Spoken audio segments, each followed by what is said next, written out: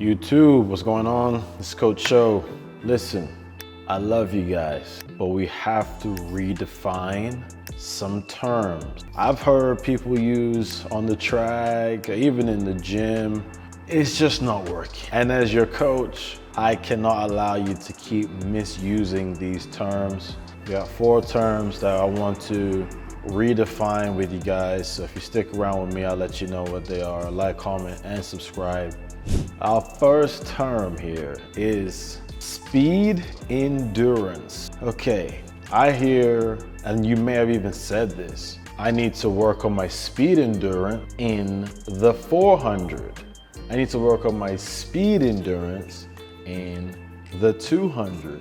Those are both races that have speed elements, even in the 100, right? I think it's a little bit more applicable to the 100 since it's a shorter race. Work on speed endurance in the 400 is counterintuitive. We can't necessarily have improved speed endurance in a race that is mostly about tempo, and speed reserve is another term, right? When I think about speed endurance is strictly how much you can maintain speed output. When I'm in the 400, especially late race, athletes who are thinking about speed endurance aren't thinking of the right thing. If you're a late race and you're wanting to improve your endurance qualities, let's call it that. Let's call it endurance. Endurance is not a nasty word in track and field, specific to the sprints. It's not a nasty word to say I'm looking to improve my endurance. But you absolutely have endurance elements in the 100, in the 200, in the 400.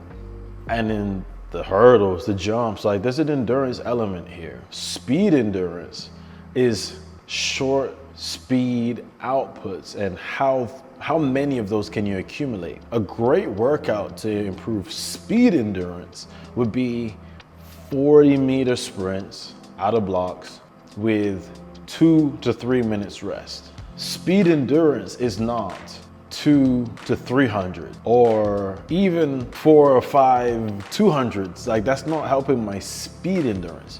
That would help my speed reserve, or it would help my endurance, just straight up, okay? If you're talking about late race in the 2 or the 4, I would like you to replace speed endurance with just endurance. Hey, I need to work on my endurance at the end of the race, or that kind of thing.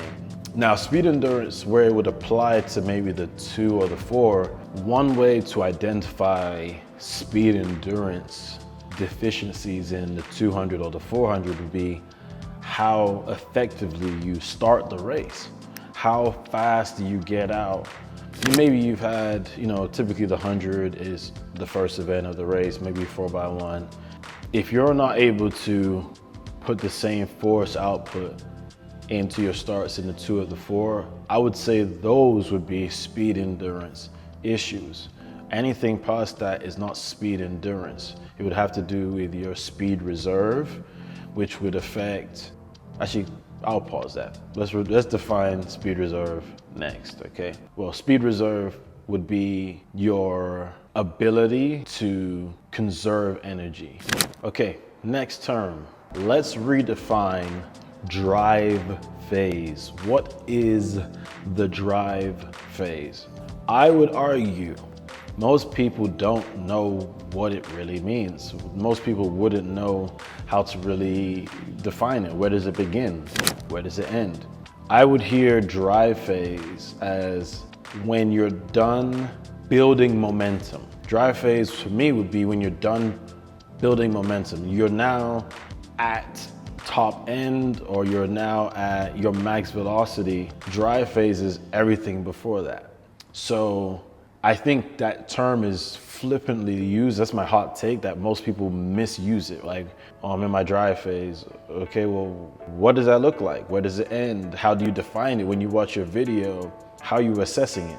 Because we know a drive phase should be efficient, and it doesn't really, it's not because your head is down or your shoulders are down that you're driving. You can still drive in a more vertical position. As long as you're changing speeds, you're driving. So let's define that. If we're going to replace the term dry phase, I think we replace it with acceleration.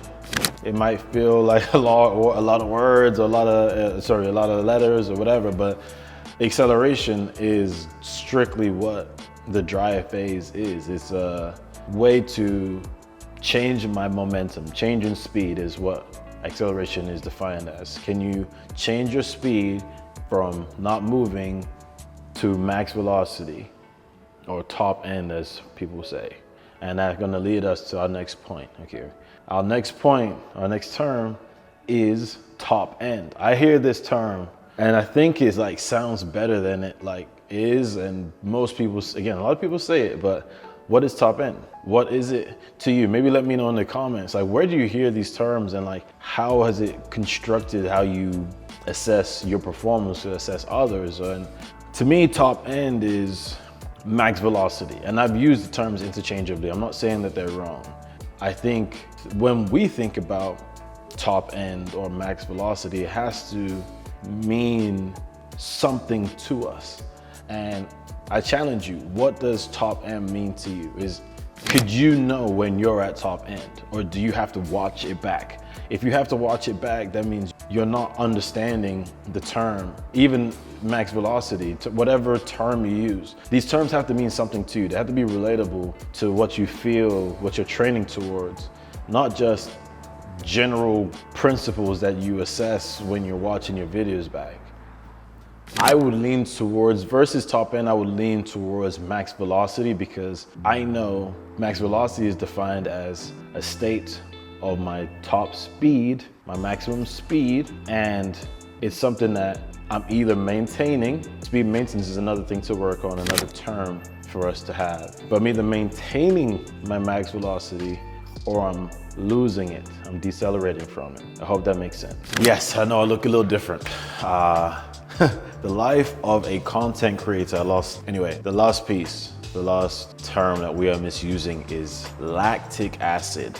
And I hear this often. I even said it when I was an athlete. So, as I was saying, process called metabolic acidosis, where in layman's terms, your bloodstream isn't buffering quick enough, so your muscles get this burning feeling. We've called it lactic acid because of lactate, the term, and physiological process, but that's just not accurate. Lactic acid is not accurate. In fact, lactic acid is a benefit to us, especially in exercise, that gives us that burning sensation in the glutes and the hamstrings. So I don't have a word to replace it with like I have the other words, but let's just agree that lactic acid, I think we can agree lactic acid is the wrong term. Metabolic acidosis is a very long term. So how about we just say our legs hurt? This is Coach Show, your Lululemon ambassador. Catch me on the next one. Like, comment, and subscribe. I appreciate your support. And until next time, peace.